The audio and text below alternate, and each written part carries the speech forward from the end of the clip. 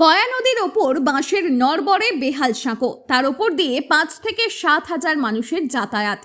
কৃষক, ছাত্রছাত্রী, টোটো চালক, বাইক চালক সবাই এই সাঁকোর ওপর নির্ভরশীল।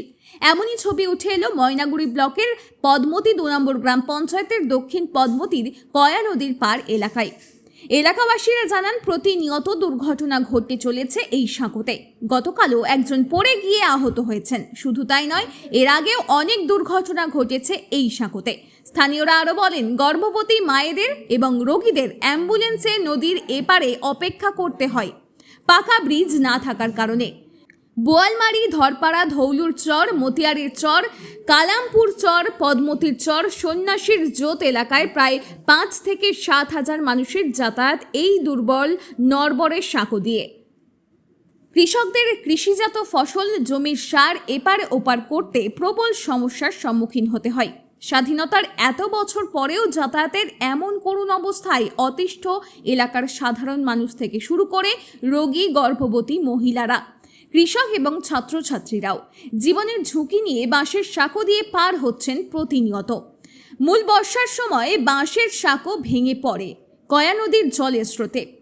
তখন নৌকা নিয়ে পারাপার হতে হয় সকল মানুষকে। নৌকাতে ভাড়া দিয়ে পারাপার হতে হয়। এলাকাবাসীরা ক্ষোভ উগরে দিয়ে বলেন, এবার পাকা ব্রিজ না হলে সকলে মিলে ভোট বয়কট করবেন। এ বিষয়ে পদ্মতী 2 নম্বর গ্রাম পঞ্চায়েতের প্রধান জবা বর্মন জানিয়েছেন, আমি প্রধান হওয়ার পর এই বিষয়ে এলাকাবাসীরা আমাকে কেউ জানায়নি। অভিযোগ জানালে অবশ্যই আমরা ঊর্ধ্বতন কর্তৃপক্ষের সঙ্গে আলোচনা করে সমস্যার সমাধানের চেষ্টা করব। ব্রিজের এরকম বেহাল অবস্থা, কি চাচ্ছেন এখন? আমরা ব্রিজ চাই। এই ব্রিজের অবস্থায় কতবার ভোট হয়, কতবার কয় যে ব্রিজ হবে ব্রিজ হবে, ওই মনে করি ভোট টোট সবে হয়ে যায়। মনে করো পাবলিক কী চায়? রাস্তাঘাট বা একটা ব্রিজ, এটাই তো চায়। মানে মাল পানি পার কড়াকড়ি, যাতায়াত, ছাত্রছাত্রী, এটাই তো। কিন্তু আমাদের তো ওইটা হয় না। কিন্তু আমরা এবার যদি ব্রিজ না হয়, কতবার ইনকোয়ারি হয়, কতবার ছবি তুলে, কিন্তু ব্রিজ একবারও হলো না। এবার যদি ব্রিজ না হয়, তাহলে আমরা যতলা আছি, 10-15 হাজার লোক, আমরা সবাই ভোট বয়কট। আপনার নাম? আমার নাম মিনুগুলা রায়। এই কয়া নদীর এই ব্রিজটা একদম বেহাল অবস্থা। হ্যাঁ, বেহাল অবস্থা। কি বলবে এই সম্বন্ধে? এখানে আমার দীর্ঘদিনেরই দাবি, 30-40 বছর হয়ে যায়। আজ হয় কাল হয়, প্রতিশ্রুতি দেওয়া যায় এই যে কোনো সরকার কিন্তু করে দিচ্ছে না। আর এখানে মোটামুটি পদ্মতী, কালামপুর, কানাইনগর, ধরপাড়া, লক্ষ্মীরচর, টোটাল লোক মোটামুটি 10-12 হাজার লোকের বাস। 3টা ঘাটের লোক এখানে চলাফেরা করে। সামনে বর্ষা, কিরকম সামনে অসুবিধা হতে বর্ষা, পারে? আর ব্রিজটার অবস্থাটা দেখলেই তো শরীরের লোম দাঁড়া হয়ে যায় যে অবস্থা। সেদিনও একজন সাইকেল নিয়ে মোবাইল নিয়ে পড়ে গেছে। এই অবস্থার মধ্যে কিন্তু আমাদের কোনো কিছু হচ্ছে না। ভোট আসে, ভোট যায়। এবার আমরা এই কি কয়, ব্রিজ যদি আমাদের কোনো না হয়, তাহলে আমরা ভোট বয়কট ডাকবো।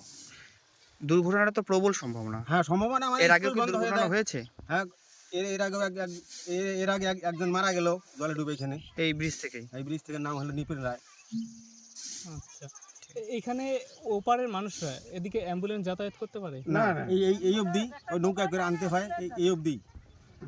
আর ব্রিজটা হলে পরে একদম মেন তিস্তার পারে চলে যায় অ্যাম্বুলেন্স, ব্রিজের জন্য যাইতে পারে না। তার মানে রোগীদেরও অসুবিধা হচ্ছে। সবারই অসুবিধা তো।